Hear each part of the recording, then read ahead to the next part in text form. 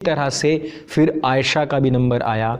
इब्न खुल्दूम में page number 616 पर लिखा है कि आयशा की इसी प्रकार की बढ़ती हुई क्रूरता को देखते हुए मुआविया को आयशा से बहुत ज़्यादा नफ़रत हो गई और उसने एक दिन आयशा को अपने घर पर खाने के लिए बुलवाया।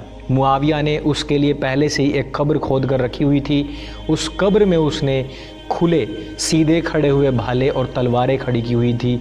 उसके ऊपर उसने एक हल्का सा तख्त बिछवाया, उसके ऊपर कालीन लगवाई और उसके ऊपर फिर एक कुर्सी डलवाई।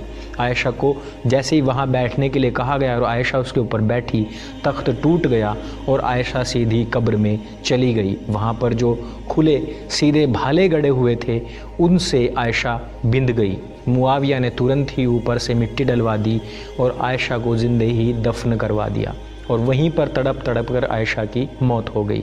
इस कहना कि हज़रत मुआविया ने हज़रत आयशा को कत्ल करवाया था गड़ा खोद के, वो बिल्कुल जाली रवायत है। जो जिसका जुर्म है उतना रहने दें। हज़रत आयशा ओपनली फौत हुई हैं, मदीने शरीफ में तिल रखने की जगह नहीं थी, उनका ओपन जनाजा हुआ है, ऐसी कोई बात नहीं है। ये एक झूठा प्रोपेगेंडा है। जो बाकी जो मामलात हैं वो अपनी जगह, लेकिन हज़रत आयशा के साथ इतनी जुर्रत किसी की नहीं थी कि हुजूर की बीवी के साथ ये मामला करता। उसकी तिक्का